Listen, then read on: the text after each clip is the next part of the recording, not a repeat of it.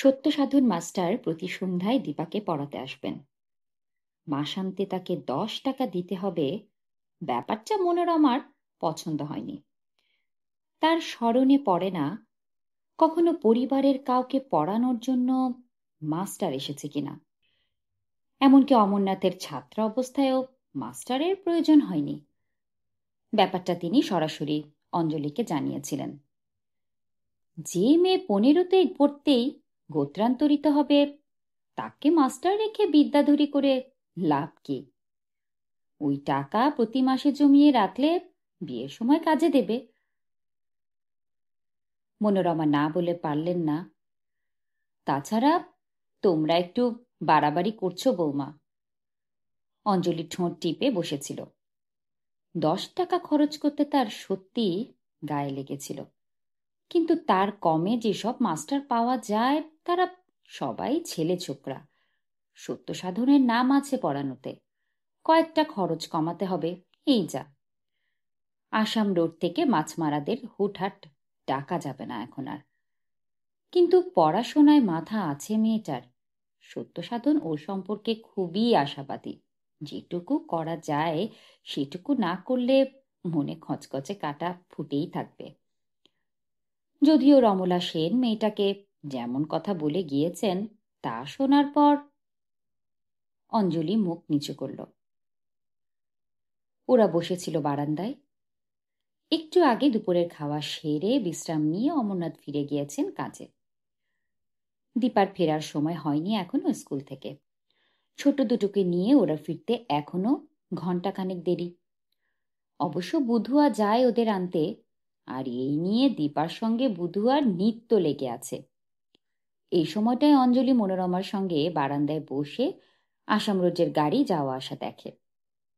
মনোরমা বললেন, অনেক দিন বাদে লক্ষ্মী আসছে, ভেতর থেকে দুটো মোড়া নিয়ে এসো। অঞ্জলি দেখা কদম গাছের পাশ কাটিয়ে পরিষ্কার সাদা শাড়ির ঘোমটা মাথায় তুলে আসছেন লক্ষ্য বৈদি। খুব ঠান্ডা মানুষ, 50 পেরিয়েছেন, কিন্তু অসুখ বিসুখে বয়স আরো বেশি দেখায়। লক্ষ্মী বৌদি একাও নন, বাগানের কোয়ার্টার্সগুলোতেও তিনি একা যাওয়া আসা করেন না। সম্ভবত আসবার সময় ছোট পাতিবাবুর স্ত্রী বীণা বৌদিকে ডেকে নিয়েছেন। বীণা বৌদিরও বয়স হয়েছে, শরীর ভারী, একটু বেশি কথা বলেন। অঞ্জলি ভেতর থেকে দুটো মোড়া তুলে নিয়ে আসতে আসতে শুনল মনোরমা বললেন, কেমন আছো লক্ষ্মী? এতদিনে একটু সময় পেলে বুঝি? লক্ষ্মী বৌদি হাসলেন, জবাব দিলেন না। বীণা বৌদি বললেন, তা মাসিমা, আমরা তো সংসারের বিনি পয়সার ঝি, খাটতে খাটতে চোখে ধূত্র ফুল দেখছি। পান থেকে চুন খসলো তো চোখ রাঙানি। আপনার তো ঝাড়া হাত পা, আপনি তো যেতে পারেন। অঞ্জলি হেসে ফেলল। মোড়া এগিয়ে দিয়ে বলল, বসুন। মা অবশ্য গতকাল গিয়েছিলেন বড়বাবুর বাড়িতে ঠাকুর গড়া দেখতে। বীণাবতী বললেন, ও মা, ঠাকুরের গায়ে তো এখন ভালো করে দড়ি বাঁধাই হয়নি। তা অতটা দূর যখন যেতে পারলেন, তখন আমার একটু এগিয়ে আমাদের বাড়িতে একটু যেতে অসুবিধা কি ছিল? বিজয়ার পরেও তো যাননি। বিজয়ার পরে কি তোমরাও এসেছ? লক্ষ্মী পুজো পেরিয়ে যেতেও না। মনোরমা বললেন। লক্ষ্মী বৌদি আঁচল টেলে বসলেন। আপনি এখন কেমন আছেন মাসিমা? আছি। মনোরমা হাসলেন। অঞ্জলি বলল, গতকাল যদি আপনারা মায়ের মুখ দেখতেন। বীণা বৌদি অবাক হলো। কেন, কি হয়েছিল আপনার? অঞ্জলি বলল, আহা, আমার কাছে শুনুন না। আমরা তো গিয়েছি ঠাকুর গড়া দেখতে। তা বড়বাবুর বাবা গেঞ্জি আর লুঙ্গি পরে বসেছিলেন। দেখা মাত্র ধড়মড় করে উঠে পাঞ্জাবি চাপিয়ে ফিরে বকর বকর আরম্ভ করলেন। আমি ওকে এড়াতে ভেতরে গেলাম ছোট লক্ষ্মীদের সঙ্গে কথা বলতে। গিয়ে দেখি তিনি কল ঘরে। কি আর করি, ফিরে আসছি, ভেতর থেকে শুনলাম বড়বাবুর বাবা মাকে বলছেন। মুখে আঁচল দিয়ে হেসে গড়িয়ে পড়ল অঞ্জলি। মনোরমা ধমকে উঠলেন, আহ বৌমা, বুড়ো মানুষকে নিয়ে মশকরা করা ঠিক নয়। অঞ্জলি হাসতে হাসতেই বলল, না মা, অনু বুড়ো মানুষের মতো কথা বলেননি। বিনা বদির আর তর্স হয়েছিল না। বলো না অঞ্জলি, কি বলছিল বুড়ো? অঞ্জলি বলল, হরিদ্বারে যাওয়ার বাসনা হয়েছে, কিন্তু একা যান কি করে, তাই মাকে সাধছেন সঙ্গে যেতে। মায়েরও তো কোথাও যাওয়া হয় না। বিনা বধূ উঁচু গলায় বলে হেসে উঠলেন, যে সামনের মাঠে ঘাস খেতে খেতে একটা গরু মুখ তুলে তাকালো, লক্ষ্মী বৌদি নরম গলায় বললেন, হয়তো সরল মনেই বলেছেন। সরল মন? বিনা বৌদি হাসি থামালেন। নাম যার তেজেন্দ্র, তার স্বভাবে নরম ভাব থাকবে কি করে শুনি? কাকিমা মারা যাওয়ার পর সেই তেজ সংবরণ করেছিলেন না, তা অনেকেই জানে। আসলে পুরুষ মানুষ চিতায় উঠলেও যদি চোখ মেলার সুযোগ পায়, তবে সেটা মেলবে মেয়ে মানুষের দিকে। একদম বিশ্বাস করবেন না মাসিমা। মনোরমা বললেন, আমি তোমাদের চেয়ে অনেক আগে পৃথিবীতে এসেছি বিনা। হাসি মশকরা একটু যেন থিতিয়ে গেল। লক্ষ্মী বৌদি আবার আঁচল টানলেন। মাসিমা, আপনারা কি ভাবলেন? উনি দুপুরে যাওয়ার আগে বললেন আপনার সঙ্গে কথা বলতে। কি ব্যাপার বলো তো? বেয়াই মশাই আপনার ছেলের সঙ্গে যে কথা বলেছিলেন। তোমার বেয়াই? কি প্রস্তাব? কই, আমি জানি না তো মা। মনোরমা অবাক হলেন। লক্ষ্মী বৌদি অঞ্জলির দিকে তাকালেন। অঞ্জলি বলল, কাল রাত থেকে এত ঝামেলা গেল যে ও সময় পায়নি। রাত্রে ঘুমানোর সময় কি সব বলছিল যেন। মনোরমা বললেন, কি বলছিল অমর? অঞ্জলি মাথা নাড়ল। আমি ভালো করে শুনিনি। বিনা বৌদি বললেন, পুরুষ মানুষের যা বলার তা ওরা রাতে শোয়ার সময় বলে, তখন তো মন দিয়ে শুনতে হয়। তুমি কি গো? অঞ্জলি বলল, ব্যাপারটা এমন যে আমি কানই দেইনি। মনোরমা বিরক্ত হলেন। লক্ষ্মী বৌদির দিকে তাকিয়ে জিজ্ঞেস করলেন, কি ব্যাপার বলো তো? লক্ষ্মী বৌদি বললেন, বেয়াই মশাই এসেছিলেন হঠাৎই, একটা রাত ছিলেন। অমন নামী মানুষ, আমি কি করব কি করব না এই ভয়েই মরি। তা উনি সকালে ওর সঙ্গে বসেছিলেন বাইরের বারান্দায়। সেই সময় দীপাকে দেখতে পান বিশুর সঙ্গে বাজারে যেতে। অঞ্জলি হাঁ হয়ে গেল। দীপা আর বিশু বাজারে গিয়েছিল? মাথা নেড়ে হ্যাঁ বললেন লক্ষ্মী বৌদি। মনোরমা জিজ্ঞেস করলেন, তারপর? দীপাকে দেখে খুব পছন্দ হয়েছে বেয়াই মশায়ের। উনি তখন শ্যামলকে দিয়ে আপনার ছেলেকে ডেকে পাঠালেন। বেয়াই মশাই তখন প্রস্তাবটা করেছিলেন। গতকাল সকালেই তো ব্যাপারটা হলো। লক্ষ্মী বৌদি আঁচল তুললেন আবার। বিনা বৌদি বললেন, উমা, দীপার বিয়ের সম্বন্ধ এলো? পাত্র কি করে, কোথায় থাকে? লক্ষ্মী বৌদি হাসলেন। আমার বেয়াইয়ের ভাই খুব অবস্থাপন্ন মানুষ, ব্যবসা করেন। ওর স্ত্রীর ইচ্ছে অল্প বয়সে ছেলের বিয়ে দেন, বাড়িতে গৌরী আনেন। কিন্তু মেয়েকে হতে হবে খুব মিষ্টি দেখতে। তা বেয়াই মশাইয়ের নজর দীপার উপর পড়তেই তিনি আপনার ছেলের সঙ্গে আলাপ করতে চাইলেন। ওদের মধ্যে তো অনেকক্ষণ কথাবার্তাও হয়েছিল এই নিয়ে। মনোরমা চিন্তিত মুখে বললেন, সে কি কথা? অমর তো আমায় কিছু বলেনি। বিনা বৌদি বললেন, এ ভারী অন্যায় কথা মাসিমা। মেয়ের বিয়ে দিতে না বিশ্বাস উঠে বাড়ি বইয়ে সম্বন্ধ এলো আর তাকে গুরুত্ব না দেওয়াটা ভালো কথা নয়। তা ছেলে করে কি? লক্ষ্মী বৌদি বললেন, শুনেছি এবার ফাইনাল দেবে। অত বড় ঘরের ছেলে, অগাধ বিষয় সম্পত্তি, সবই তো ছেলে পাবে। উনি বলেছিলেন একেবারে হীরের টুকরো। মনোরমা গম্ভীর গলায় বললেন, ঠিক আছে, আজ অমর আসুক, আমি ওর সঙ্গে কথা বলি। আজকাল অবশ্য ওই বয়সে কেউ মেয়ের বিয়ে দেয় না, কিন্তু তেমন সম্বন্ধ এলে। লক্ষ্মী বৌদি বললেন, আপনারা খোঁজ খবর নিয়ে দেখুন, জলপাইগুড়ি তো এ বেলায় গিয়ে ও বেলায় আসাই যায়। তবে যা করবেন তাড়াতাড়ি করুন।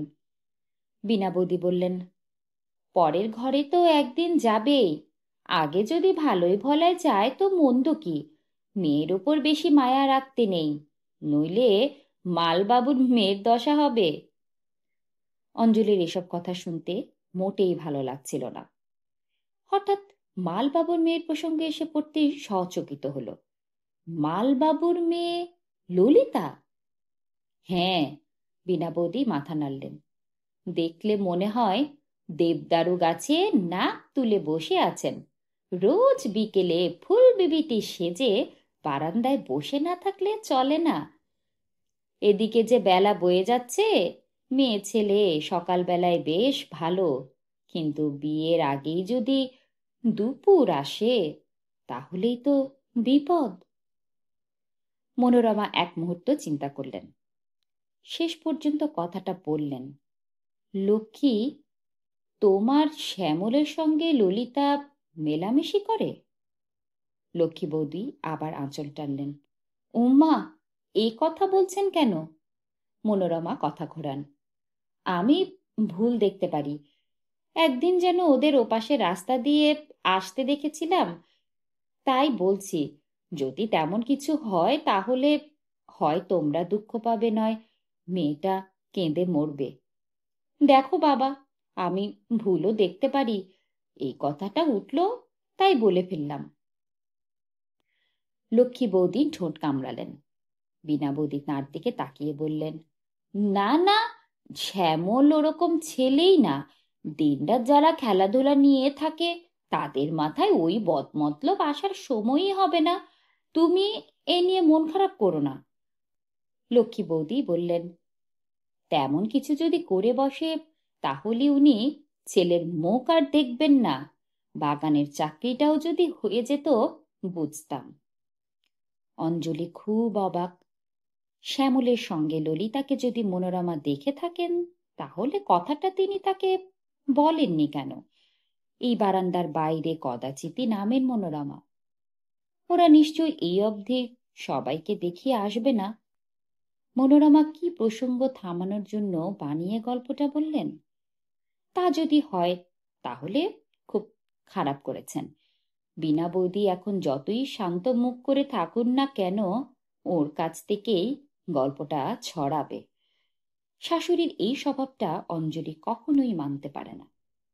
অনেক সময় স্রেফ অনুমানের উপর নির্ভর করে এমনভাবে কথা বলেন যেন তিনি নিজের চোখে দেখেছেন। হয়তো ঘটনাটা বাস্তবে ঘটেইনি। সে বলল, শ্যামল ওরকম ছেলেই না, মা নিশ্চয়ই ঠিক দেখেননি। এরপর কথা আর বেশি গড়ালো না। সেই সময় বুধুয়াকে দেখা গেল দুজনকে সামলাতে সামলাতে আসাম রোড থেকে বাড়ির দিকে আসছে। দুজনেই সমানই দৌড়াচ্ছে। বুধুয়ার নিষেধ কানেই নিচ্ছে না। বীণা বৌদি বললেন, নাও, তোমার গৌরনীতায় বাড়ি ফিরল। সে কোথায়? যার কথা বলা হলো সে উদয় হচ্ছে না তখনও। বীণা বৌদি বললেন, আরেকটা কথা, দীপা এখনো বাচ্চা, কিন্তু আর কদিন বাদই তো ঠিক বাচ্চা থাকবে না। বিশু খোকনদের সঙ্গে যেভাবে মেশামেশি করে তা ঠিক নয়। এইবার একটু রাশ টানো, সংসারের কাজকর্ম শেখাও। একেই চা বাগানে থাকি বলে শহরের লোকজন আমাদের গেঁয়ো বলে ভাবে, তার উপর যদি একটু কিছু কাজকর্ম না পারে। বুধুয়া এসে পড়ছিল। বাচ্চা দুটো হই হই করে ভেতরে ঢুকে গেল। অঞ্জলি বুধুয়াকে বললেন, সে কোথায়? সে কোথায়? দিদি, দিদি কোথায়? বুধুয়া মাথা নাড়ল। ছুটি নেহি হুয়া, মাস্টারজি সাজা দিয়েছে। সাজা দিয়েছে? কেন? প্রশ্নটা মনোরমার। আমি জানি না। বুধুয়া লাল দাঁত বের করে হাসল।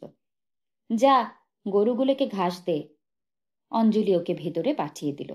এরপরে কিছুক্ষণ কি কারণে দীপা সাজা পেতে পারে সেই বিষয়ে আলোচনা চলল। দুই ছেলেকে খাবার দিতে হবে এই অজুহাতে অঞ্জলি ভেতরে চলে এলো। দুজনের হাত পায়ের ধুলো পরিষ্কার করিয়ে দুধমুড়ির বাটি হাতে ধরিয়ে দিয়ে অনর্গল প্রশ্ন করেও নতুন কোনো তথ্য দীপা সম্পর্কে আবিষ্কার করতে পারল না অঞ্জলি। মেজাজটা খুব চড়ে গিয়েছিল। সামান্য বাঁদরামি করতে গিয়ে বড়টা বেদম মার খেল। দুজনকেই ভেতরের উঠোনের বাইরে খেলতে যেতে নিষেধ করে সে আবার বাইরের বারান্দায় এসে দেখল একা মনোরমা চুপচাপ বসে আছেন। অঞ্জলি দুটো মোড়া ভেতরে ঢুকিয়ে শাশুড়ির পাশে এসে বসল। ওরকম বানিয়ে বানিয়ে শ্যামলদের কথা বলা উচিত হয়নি মা। বানিয়ে বানিয়ে? মনোরমা মুখ না ফিরিয়ে বললেন, আমি সত্যি বলেছি এটা ভাবছ না কেন? হ্যাঁ, এটা বলতে পারো আমি নিজের চোখে দেখিনি, তাই বলে ঘটনাটা মিথ্যে হয়ে যেতে পারে না। লক্ষ্মীকে সতর্ক করে দেওয়া প্রয়োজন বলে মনে করেছি, তাই বলেছি। কিন্তু আপনাকে কে বলল কথাটা? দীপা। দীপা? অঞ্জলি হতভম্ব। কবে বলেছে আপনাকে? গতকাল। ওরা নদীতে মাছ ধরতে গিয়েছিল, সেই বাগানের ভেতর দিয়ে ফরেস্টের পাশে। হাতি দেখে ভয় পেয়ে ফিরে আসছিল।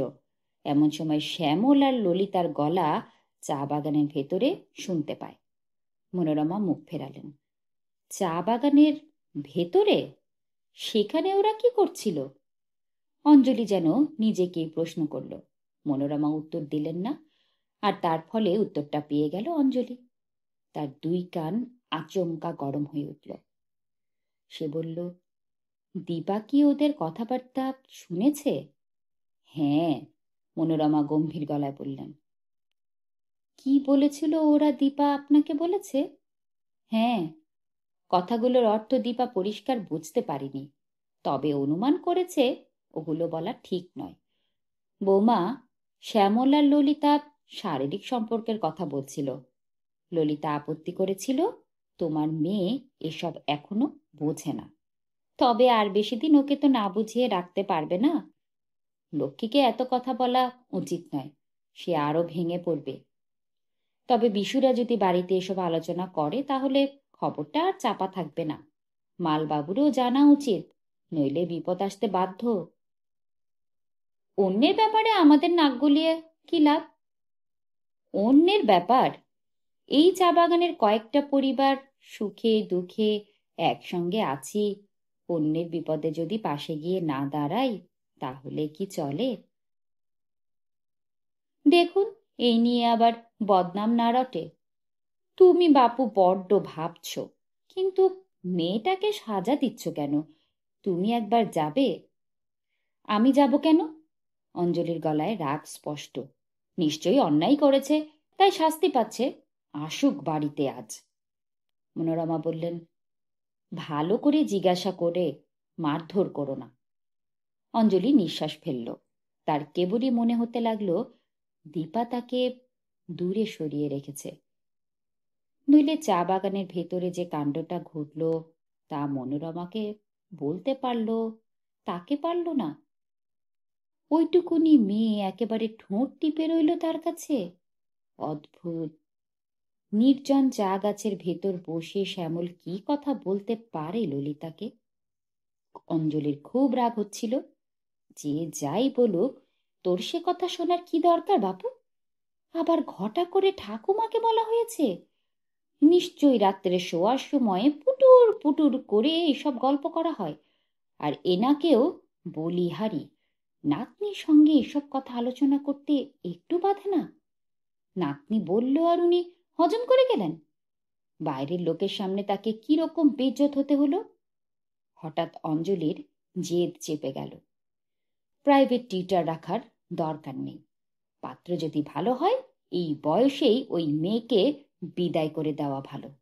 একবার যখন কানে গিয়েছে কথাগুলো, তখন উনি কখন চা বাগানের ভেতর কোনো ছেলের সঙ্গে ঢুকে ওসব যে আওড়াবেন না, তার কি কোনো ঠিক আছে? অঞ্জলি বলল, লক্ষ্মী বৌদির কথাটা নিয়ে কিছু ভাবলেন? মনোরমা বললেন, ওরা প্রস্তাব দিয়েছে, অমর কি চিন্তা করছে সেটা আগে জানি। অঞ্জলি মুখ ফেরালো। আপনার ছেলের এসব নিয়ে চিন্তা করার সময় আছে? মনোরমা বললেন, তুমি তো নিশ্চয়ই আপত্তি করবে। মেয়েকে পড়াশোনা করানোর দাবি তোমার। লোকে শুনলেও বলবে সাত তাড়াতাড়ি দায় নামলো কাঁধ থেকে। কিন্তু আমি বলি বৌমা, যদি পরিবার ভালো হয় তাহলে বিয়েটা দিয়ে দেওয়াই ভালো। আজকাল চারপাশে যা অবস্থা দেখছি, মেয়ের শরীরে যৌবন এলে 5 জনের চোখের আড়াল রাখতে হিমশিম খেতে হয়। আর পড়াশোনার কথা যদি বলো, তাহলে কথাবার্তা বলে নিলেই তো হয় যে বিয়ের পর মেয়েকে পড়াতে হবে। জলপাইগুড়িতে থাকলে আরো ভালো পড়াশোনা হবে, এটা আমার কথা। তোমরা যা ভাবো তা হবে। আমি ভাবাভাবির মধ্যে নেই, আপনার ছেলেকে বোঝান। অঞ্জলির মুখ দেখে মনোরমা বুঝতেই পারলেন না যে তার মতামতে সে খুব খুশি হয়েছে। অঞ্জলি উঠে দাঁড়াতেই দেখতে পেল দীপা আসছে, একা একা, খুব ঝড়ো চেহারা। অঞ্জলির মনে হলো মেয়েটা বেশ বড়ই হয়ে গিয়েছে। এত দেরি হলো কেন? অঞ্জলির গলা এতটা জোরে যে হাত আটেক দূরেই দীপা দাঁড়িয়ে পড়ল। সে মাটির দিকে তাকালো। মনোরমা বললেন, মা যা জিজ্ঞেস করছে তার জবাব দে। দীপা মুখ না তুলে বলল, পানিশমেন্ট হয়েছিল। কি করেছিলি তুই? আমি কিছু করিনি। কিছু না করলে তাকে শাস্তি দেবে কেন? আমার খাতা দেখে বিশু লিখছিল বলে আমাকে আধ ঘন্টা নীল ডাউন করে রেখেছিল, আর বিশুকে 1.5 ঘন্টা। আমি অনেক নিষেধ করেছিলাম, কিন্তু বিশু শোনেনি। তুই বিশুকে তোর খাতা দিয়েছিলি? না, ও জোর করে নিয়েছিল। কাল থেকে তোমার স্কুল যাওয়া বন্ধ। বারে, আমি তো কোনো অন্যায় করিনি, প্রতিবাদ করে উঠল দীপা। তুমি স্কুলে গিয়ে জিজ্ঞেস করে দেখো, আমি তো নকল করিনি, বিশু করেছে। কোনো কথা শুনতে চাই না। তোমার খুব বার বেড়েছে। তোমাকে না জানিয়ে মাছ ধরতে ফরেস্টের নদীতে গিয়েছিলে, সাহস দেখে আমি হাঁ। সাপের 5 পা দেখেছ তুমি, বদমাস মেয়ে। সবাই জানলো আমাদের বাড়ির মেয়ে শাস্তি পেয়েছে, এতে তোমার বাবার খুব মুখ উজ্জ্বল হবে না? যাও ভেতরে, আজ তোমার খাওয়া বন্ধ। এক নাগারে কথাগুলো বলে গেল অঞ্জলি। মনোরমা একটা কথাও বললেন না। দীপা গোঁজ হয়ে দাঁড়িয়েছিল। অঞ্জলি আবার বলল, কথাগুলো কানে ঢুকলো না? যা ভেতরে। আমি আর মাছ ধরতে যাব না। যাও না, আরো বেশি করে যাও, হাতির পায়ে চাপা পড়ো। আমার কি? আমি আর যাব না। আর কি কি করবে না লিস্টিটা শুনি। আমি আর কাউকে নকল করতে দেব না। দীপার চোখ উপচে জল এলো। কিন্তু আমাকে স্কুলে যেতে দাও, মাস্টার মশাই একটু করে পড়াতে আসবেন। আমি এখন তোমার সঙ্গে কোনো কথা বলবো না, দয়া করে সামনে থেকে বিদেয়ী হও। অঞ্জলির কথা শেষ হতে দীপা ভেতরে পা বাড়ালো। চোখের আড়াল হতেই তার মনে হলো, সাপের তো কোনো পা নেই, তাহলে মা কেন 5টা পায়ের কথা বলল? সাপের কি লুকোনো পা আছে, সবাই দেখতে পায় না? সেই 5টা পা দেখতে পেলে কি হয়? সে মাকে একটা কথা বলেনি। বিশু খুব পিটুনি খেয়েছে আজ, তাকে শুধু নীল ডাউন হয়ে থাকতে হয়েছে। বইপত্র রাখতে রাখতে তার খেয়াল হলো, আজ তো মা খেতে দেবে না। কথাটা ভাবতেই খুব খিদে পেয়ে গেল। মনে মনে মতলব আঁকতে লাগলো সে। বিকেল আর সন্ধ্যায় বড় গলাগলি ভাব এখানে। কখন যে মিলেমিশে যায় তা পাখিরাও টের পায় না। চা বাগানের বুক চেরা নুড়ি পাথরের রাস্তা বেয়ে সেই সময় সাইকেলগুলো ফিরে আসে কোয়ার্টার্সে। তাদের টর্চের আলোয় গাছের পাতাগুলো রহস্যময় হয়ে ওঠে। মদেশিয়া কুলি কামিনরা কাজ সেরে বাড়ি ফিরে নাচি হাজারিবাগের গান গাইতে গাইতে। কয়েক পুরুষ ধরে এইসব গান মুখে মুখে চলে আসছে। একটু বাদেই কুলি লাইনে লাইনে মাদল বাজবে। হাঁড়িয়ার সঙ্গে সেই গানগুলো গাইবে যা একদা রাঁচি হাজারিবাগের গ্রামে গাওয়া হতো। তখন চা বাগান ঘুমোবে, নতুন পড়া হিম মাখতে মাখতে পৃথিবীটা হয়ে যাবে শুধু তারা আর জোনাকিদের রাজত্ব। অমরনাথ সাইকেল ঘুরিয়ে মাঠে চলে এলেন। বড়বাবুর বারান্দায় হ্যাজাক চলছে, শ্যামাপোকা ভিড় করেছে সেখানে। অনন্ত ঠাকুর এখনো কালীমূর্তি তৈরি করে চলেছে। নিজের কোয়ার্টার্সের সামনে পৌঁছাতেই অমরনাথ সত্যসাধন বাবুকে দেখতে পেলেন। পাতলা অন্ধকারে ছোট টর্চ জ্বেলে আসছেন। সাইকেল থেকে নামতেই ভদ্রলোক টর্চের আলোয় তাকে দেখে নিয়ে নমস্কার করলেন। নমস্কার, আজ প্রথম দিন, ছাত্রী কোথায়? একটু ব্যস্ত হলেন অমরনাথ। সত্যসাধনকে দাঁড়াতে বলে তিনি বারান্দায় উঠে পাশের ঘরটির দরজা ধরে টান দিতেই সেটা খুলে গেল। ঘর অন্ধকার। সাইকেল একপাশে রেখে তিনি ভেতরের ঘরের দরজা ঠেললেন। সেটাতেও খিল নেই। অনেকবার বলেছেন এই দুটো দরজা যেন ভালো করে বন্ধ রাখা হয়, অথচ কারও খেয়াল থাকে না। উষ্ণ হতে গিয়েও নিজেকে সামলে নিলেন তিনি। সত্যসাধন বাবু আজ প্রথম পড়াতে এলেন, এসেই যদি ধারণা করেন তার মেজাজ খুব উগ্র, তাহলে খারাপ লাগবে। বাইরের ঘরে হ্যারিকেন জ্বলছে। অমরনাথ সত্যসাধনকে আপ্যায়ন করে সেখানে বসালেন।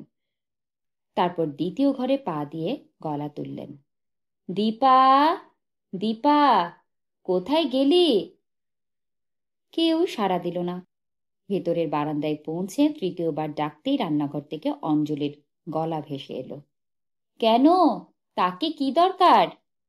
দরকার আছে, এতবার বলেছি একবার ডাকলেই সাড়া দিবি, তবু অবাধ্য হবে। কোথায় সে? প্রশ্ন করা মাত্র পেছনের দরজায় শব্দ হলো। অমরনাথ ঘুরে হ্যারিকেনের আলোয় দেখলেন মেয়ে দরজা ধরে দাঁড়িয়ে আছে। আর দাঁড়াবার ভঙ্গি দেখেই মনে হলো একটা কিছু ঘটেছে। এখন সেটা শুনতে ইচ্ছে করছিল না। গম্ভীর গলায় তিনি বললেন, তোমাকে পড়াতে মাস্টারমশাই এসেছেন, যাও বইপত্র নিয়ে। কোথায় ছিলে তুমি?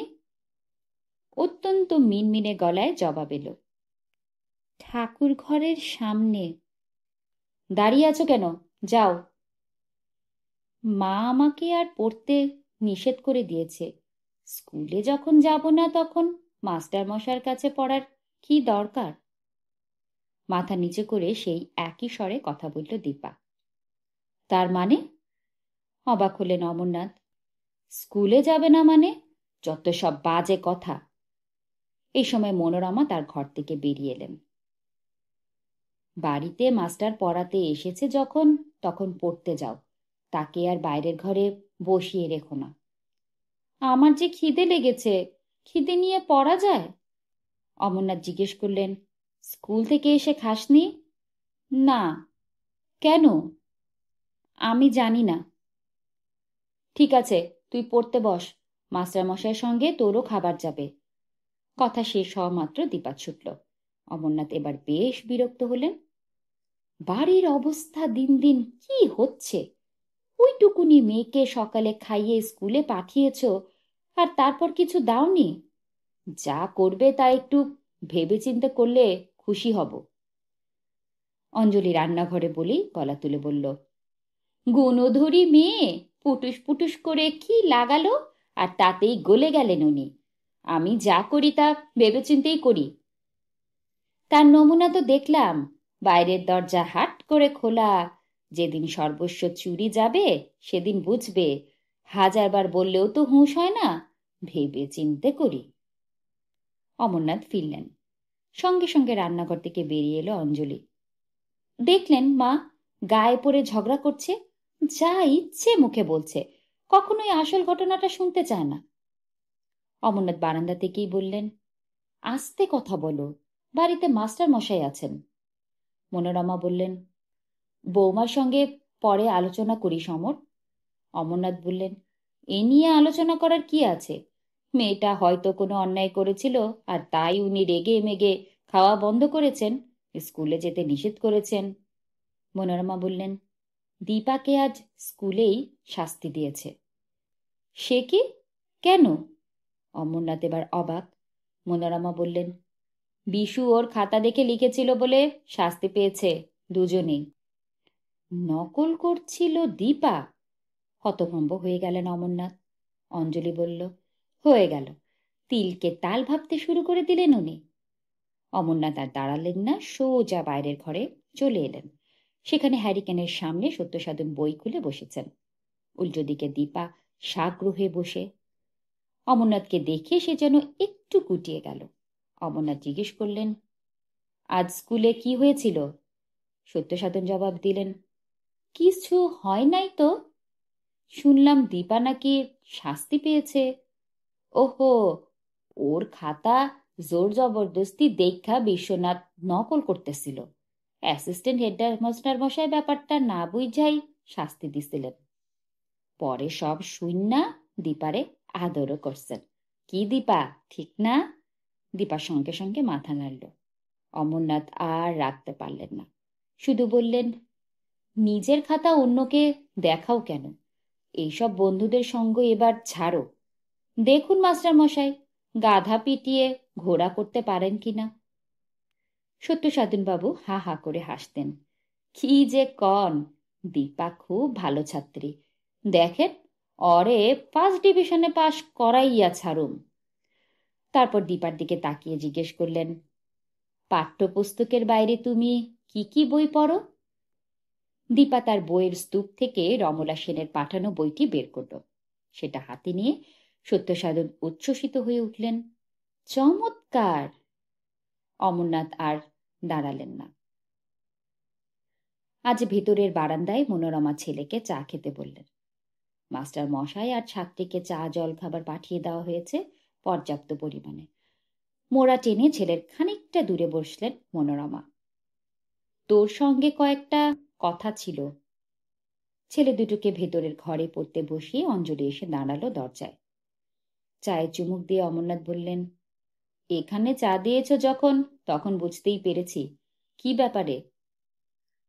তোর সঙ্গে হরিদাস বাবুর বেয়াই কথা বলেছেন? হ্যাঁ, অঞ্জলিকে তো বলেছি। বাহ, ঘুমের ঘরে কি বলেছ আমার কি খেয়াল আছে? অঞ্জলি বলে উঠল। আমাকে তো কিছু বলিসনি। বললেই পারতিস। বলিসনি আর কি বলবো? মনোরমার গলায় অভিমান বাজল। ওটা কি কিছু গুরুত্বপূর্ণ ব্যাপার? অমরনাথ হাসলেন। দীপাকে দেখে ওর খুব পছন্দ হয়েছে, ভাইয়ের ছেলের জন্য অল্প বয়সী পাত্রী খুঁজছেন। ওসব তোমাদের আমলে হতো, এখন ওর বয়সে মেয়ের বিয়ে দিয়েছি শুনলে লোকে পাগল ভাববে। তোমার মেয়ের যখন বিয়ের বয়স হবে তখন লোকে এসে বিয়ে দিয়ে যাবে? তার মানে তোমরা কি বলতে চাইছো? মনোরমা ছেলের মন বুঝতে পারলেন। জন্ম মৃত্যু বিয়ে কার কপালে কখন লেখা আছে তা কেউ কি বলতে পারে? মেয়ের তো একদিন বিয়ে হবেই, চিরকাল তো আর এখানে রাখতে পারবি না। আমি বলি কি, খোঁজ খবর নে, পরিবার কেমন দেখ। ধরো পরিবার ভালো, ছেলে যেহেতু ছাত্র তাই ভালো, তখন কি করবে? সবই যদি ভালো হয় তাহলে আর আপত্তি করিস না। তোমরা ভুলে যাচ্ছ দীপা এখনো বাচ্চা। হ্যাঁ, তুমি ওই ভাবনা নিয়েই থাকো। অমরনাথ হকচকিয়ে গেলেন। মেয়েরা কোন বয়সে নারী হয়ে যায় সে সম্পর্কে তার একটা আন্দাজ আছে। দীপা তার অনেক নিচে। তাছাড়া মেয়েটার আচরণে কোনো পার্থক্য দেখতে পাননি তিনি। একটু আমতামতা করে তাই বললেন, আমি অবশ্য কিছু জানি না। মনোরমা বললেন, না না, সেসব কিছু না। তবে চেহারা তো ওর বড়সড়। অমরনাথ বললেন, আমার এতে সায় নেই। মেয়েটা পড়াশোনায় ভালো, মাস্টার মশাই বললেন ফার্স্ট ডিভিশন পেয়ে যেতে পারে। এখন বিয়ে দিলে ভবিষ্যৎ 12টা বেজে যাবে। অঞ্জলি বলল, তুমি কথা বলো ওদের সঙ্গে, বিয়ের পর পড়াতে হবে। তোমরা এসব জানলে কি করে? হরিদাস বাবুর বউ লক্ষ্মী এসেছিল, মনোরমা জানালেন।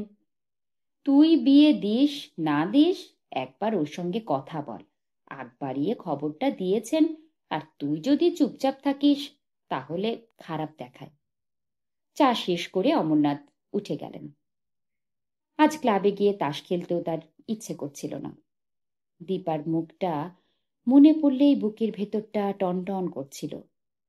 বাল্যবিবাহের বিরুদ্ধে তিনি চিরকাল, বিধবা বিবাহ এখনো সমাজ মেনে নেয়নি, কিন্তু ক্রমশ বাল্যবিবাহের সংখ্যা কমে আসছে। মনোরমা এটাকে সমর্থন করতে পারেন, কিন্তু অঞ্জলির মুখে তিনি এসব কথা আশা করেননি। অঞ্জলির কি খুব মেজাজ খারাপ? সেই রমলা সেন আবার আসার পর থেকেই ওর ধরনটা বদলে গিয়েছে। অমরনাথ নিঃশ্বাস ফেললেন, তারপর ঠিক করলেন একদিন না হয় জলপাইগুড়ি যাবেন। ব্যবসায়ী লোকের খুঁত বের করতে বেশি কষ্ট করতে হবে না। সেই খুঁতটাকে বড় করিয়ে দেখে সম্বন্ধ ভেঙে দিলেই চলবে। রাত নিশুতি হলে অঞ্জলি বিছানায় এলো, এসে জিজ্ঞেস করলো, এখনো ঘুমাওনি? অমরনাথ বললেন, ঘুম আসছে না। কেন? আমার ভালো লাগছে না। কি ব্যাপার? মেয়েটাকে এত অল্প বয়সে বিয়ে দেওয়াটা পাপ হবে। আজ যেটাকে পাপ বলছো, কাল সেটাকে পুণ্য বলবে। তোমার মেয়ের অবস্থা যদি মালবাবুর মেয়ের মতো হয়, তাহলে শান্তি পাবে। তাছাড়া এখানে থাকলে ওর ছেলে বন্ধুদের সঙ্গে মেশা বন্ধ করতে পারবে। হঠাৎ যদি কিছু হয়ে যায়, তাহলে নিজেকে ক্ষমা করতে পারবে। অঞ্জলি স্বামীর বুকে হাত রাখল। তবু উসখুস করতে লাগলেন অমরনাথ। শেষ পর্যন্ত চাপা গলায় বললেন, বিয়ে যদি দিতে হয় অঞ্জলি, তাহলে ওর শ্বশুরকে সত্যি কথাটা বলতে হবে। এটা ভেবেছ তোমরা? এতক্ষণ পড়ছিলাম সমরেশ মজুমদারের জনপ্রিয় উপন্যাস সাতকাহনের প্রথম অধ্যায়ের পঞ্চম পর্ব। আশা করি সঙ্গে থাকবেন আমার। ভালো থাকবেন সবাই, ভালো রাখবেন সবাইকে।